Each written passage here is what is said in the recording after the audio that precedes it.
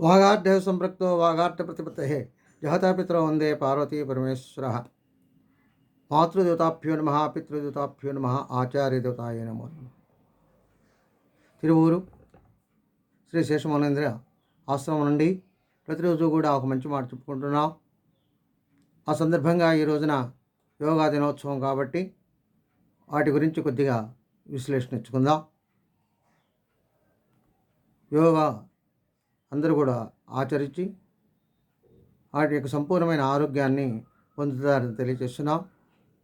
ఆ ఆరోగ్యం ఎలా వస్తుందో ఇప్పుడు కొద్దిగా వివరణ ఇచ్చుకుందాం. కాబట్టి ఈ వీడియోలని చూసి లైక్ చేసి, షేర్ చేసి, కామెంట్ చేసి, సబ్స్క్రైబ్ చేస్తారని కోరుతూ ఉన్నాం. దీనివల్ల మాకు కూడా ప్రోత్సాహం కలుగుతుంది. ఇంకా మంచి మంచి వీడియోలు చేసి మీ అందరి యొక్క ఆదరణ పొందుదామని కోరుకుంటున్నాను. ఇప్పుడు యోగా దినోత్సవం గురించి మనం చెప్పుకుంటున్నాం. యోగా అంటే ఒక కలయిక. ఏ విధమైన కలయిక? మన యొక్క శరీరము, మనస్సు రెండు కలయిక. ఎలా అంటే మనం ఆసనాలు వేస్తూ ఉంటే ఆసనాలకు సరిపడేటువంటి వ్యాయామం మనం ఏదైతే చేస్తామో మన శరీరము అనుకూలంగా పెరుగుతూ ఉంటుంది. అసలు ఆసనాలు ఎందుకు వేయాలి అంటే, చిన్నప్పటి నుంచి పుట్టినప్పుడు మనం జానాభిత్తుడు ఉన్నాం. ఈ రోజున 6 అడుగుల దాకా పెరిగాం. ఎలా పెరిగాము? ఆ లోపల ఉన్నటువంటి కణాల యొక్క సముదాయం పెరిగి మన శరీరము కొద్దిగా పెరుగుతూ వస్తూ ఉంది. అదే శరీరం పెరుగుతుంది. ఇది ఎందువల్ల ఆ కణాలు పెరగటం అంటే మన యొక్క తిన్నటువంటి ఆహారము, ఆహార పోషకాలు వాటి యొక్క ఇది అన్నీ ఉండటం వల్ల పెరుగుతుంది. మరి ఆ పెరిగినప్పుడు మనం తినేటటువంటి ఆహారం ఎక్కువ తక్కువ లేనప్పుడు శరీరంలో కొన్ని చోట్ల ఎక్కువ కండరాలు, కొన్ని చోట్ల తక్కువ కండరాలు వస్తూ ఉంటాయి. వాటి వల్ల రక్త ప్రసరణ కొంత తేడా వస్తుంటుంది. ఆ రక్త ప్రసరణ వచ్చిన చోట, తగ్గిన చోట, అనుకూలంగా లేని చోట మనకు వ్యాధులు వస్తూ ఉంటాయి. అంటే నొప్పులు కావచ్చు, లేకపోతే అక్కడ పరిస్థితులు ఉన్నటువంటి అవయవాన్ని బట్టి అక్కడ దానికి తగినటువంటి వ్యాధి వస్తుంది.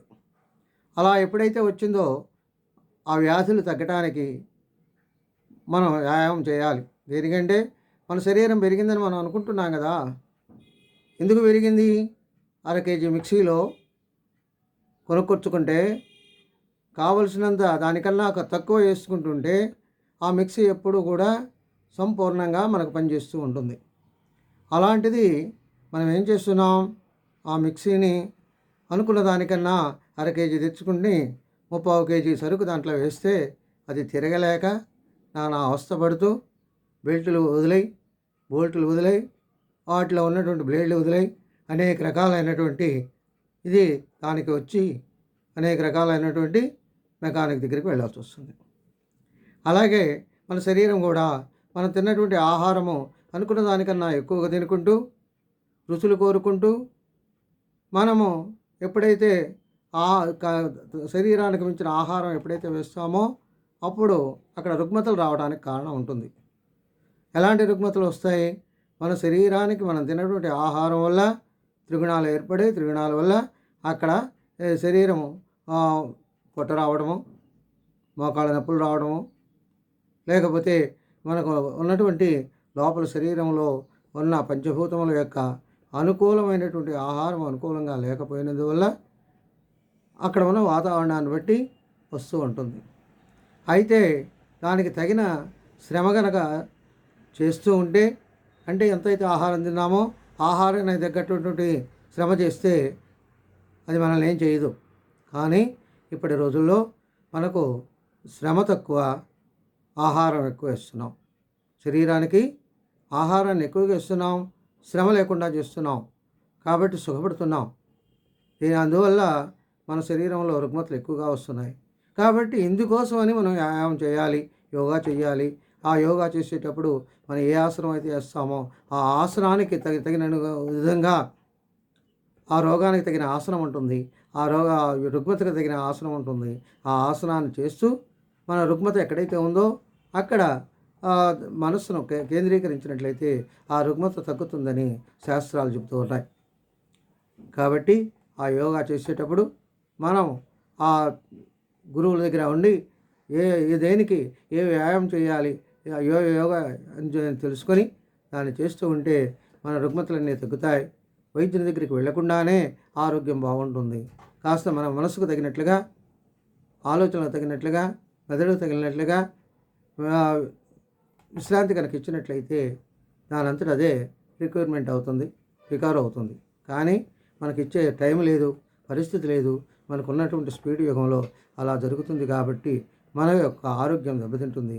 కనుక ఇది తెలుసుకొని తప్పనిసరిగా అందరూ ధ్యానం చేసి, యోగా చేసి ఆ మనస్సును నిలుపుకొని మీ యొక్క సాధన వల్ల మీ యొక్క శరీరాన్ని మీరే బాగు చేసుకుంటారని కోరుతున్నాం. అందరూ బాగుండాలి, అందరిలో మనం ఉండాలి అనే ఉద్దేశంతో చెప్తున్నాం. ఈ యొక్క వీడియోలకి లైక్ చేయండి, షేర్ చేయండి, సబ్స్క్రైబ్ చేయండి. ఏదైనా మీరు చెప్పదలుచుకుంటే కామెంట్ చేయండి. స్వస్తి. సర్వే జనాః సుఖినో భవంతు. ఓం శాంతి శాంతి శాంతి.